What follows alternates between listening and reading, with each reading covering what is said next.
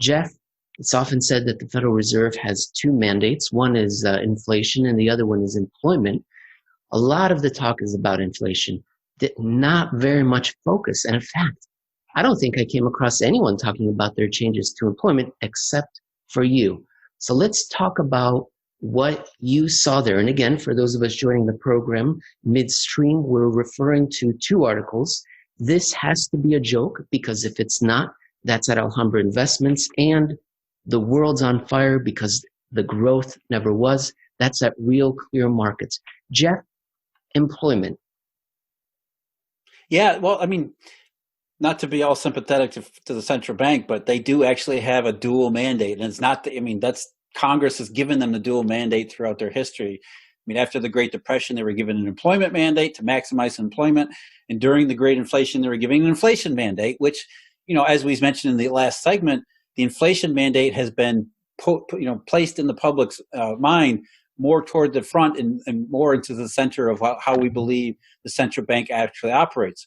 We're taught to think of the central bank as an inflation fighting mechanism and not a deflation fighting mechanism, which they're trying to struggle with and trying to get their hands around, because we're in a deflationary environment. And that's what really all this stuff is.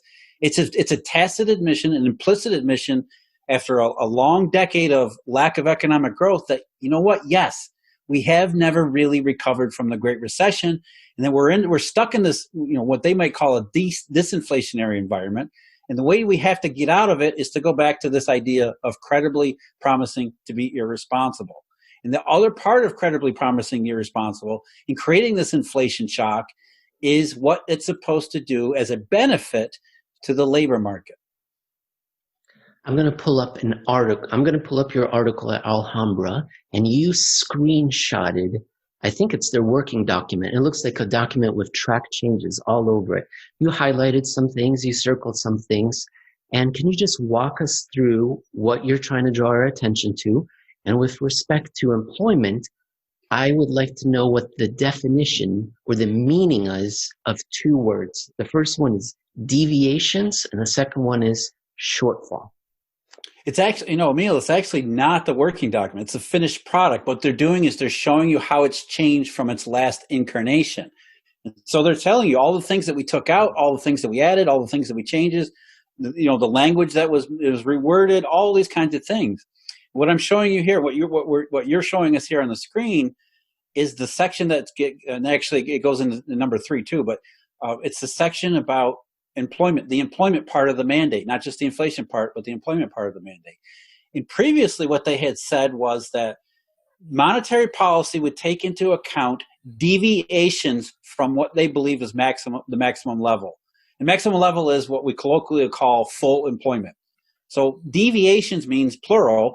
There are more than one kind of deviation. There's obviously the one kind, which is where we don't have enough employment, and therefore the unemployment rate's too high. But there's also this other kind of deviation where the unemployment can be, I know it's hard to believe, but the unemployment can be too low. That's the deviation in the opposite direction.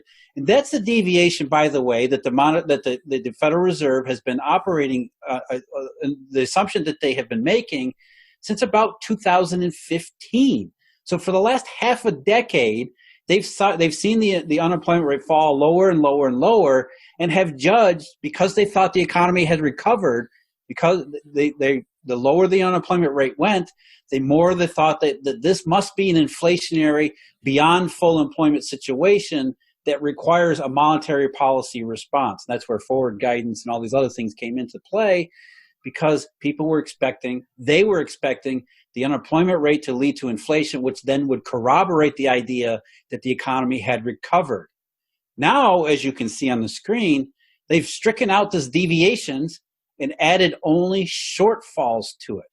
And what they're really saying is, we got fooled by the unemployment rate for a very long time, waiting for inflation to happen that never happened.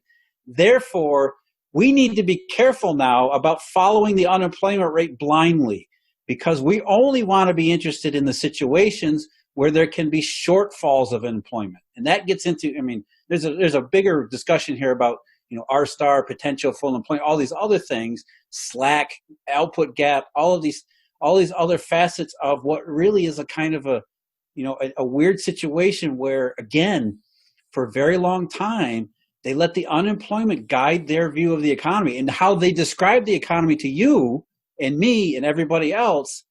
And now they're saying, maybe that wasn't the right thing to do. We followed the wrong rate and it was never corroborated. And we made monetary policy mistakes based on this other deviation we've now stricken from the record. We're stricken from the strategy document. It's now we only care about shortfalls. Jeff, this may be the first time that you are underplaying a mistake or an error by the central bank, because I think this is damning. For those of you that are joining us mid-depression, and you may have missed the last few years, the central bank would trot out the unemployment rate out there and wave it as if they had captured a flag of the enemy on the battlefield. And they were waving it and they said, unemployment. Nothing you could say that they might be doing wrong could dissuade them from saying, no, this unemployment flag, it explains everything. Everything is going well because of the unemployment rate. And now they've dropped that flag as if it was some sort of used tissue. I think this is pretty damning about the last 11 years, that economic recovery was never there, just like how we were talking about with inflation in the first part of our show. Yeah, that's implicit in all of these things. And I think you're right. Maybe I am downplaying it a lot, but this is really a big deal because one of the few mainstream economic accounts that actually made it seem like the economy had recovered. And it was weird in the way because it kept going below what they thought was full employment. And therefore that should have been a signal during the time that this happened that something wasn't right. But yet, as you're right, Emil, they kept trotting that thing out time and time again. Whenever there was any kind of criticism, whenever there was any kind of doubt in the marketplace about whether things were progressing the way they should be, they would say, no, the unemployment we're beyond full employment. This is inflationary full employment. This is a deviation from the maximum in the good direction. That basically says everything that we said about the last 10 years must be true. The unemployment rate is the thing that shows that we've been successful. And what has happened, because the evidence was overwhelming beyond the unemployment rate, everything was damning. It said, no, this unemployment rate is being moved by something that's not within it. The participation problem, the denominator was not big enough. It didn't capture the entire economy and the slack and lack of recovery that was remaining from 2010 or 2009, 2008. And so the Federal Reserve has finally said, you know what? Yeah, that was true. We held on to the unemployment rate like it was everything. That was the whole thing. That was everything that we had been saying and everything that we had been doing for a very long time was wrapped up in this one thing. And they held on to it like it was sacred and holy. Except now the evidence has been overwhelming to say you were wrong to do that. And here in their document, they're basically admitting we were wrong to do that. The unemployment rate fooled us, and it created problems not just for monetary policy. This is the part they don't say. It created problems for monetary policy, which is why they're changing the strategy document. But the more important thing is, what did that mean in the real economy, in the real world? What it meant was that we had a decade where growth was not what everybody was told it was. The unemployment rate was it was a skewed picture of the situation.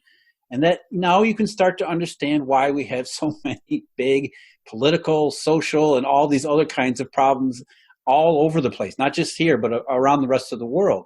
That because of the last decade, the way things actually have gone, they haven't gone really well. And you can't go that long without economic growth, real actual economic growth, and expect it to turn out any other way. Jeff, I have just a couple points left. I want to go back to that strategy document, and there's that section number 4, and I want to read the very first line off that document there, and here's what it reads. It's chutzpah. I can't believe it. Quote, the inflation rate over the long run is primarily determined by monetary policy. Wow. I know I'm being melodramatic here, Jeff, but a few years ago we would have heard something similar where the climate or the weather is primarily determined by the dance of the shaman, or the path of the sun is primarily determined by, over the long run, its rotation around the Earth. It's just totally backwards. And this strategy document has no hope of working if one of the most important lines, the very opening line of that paragraph says, we determine the inflation rate.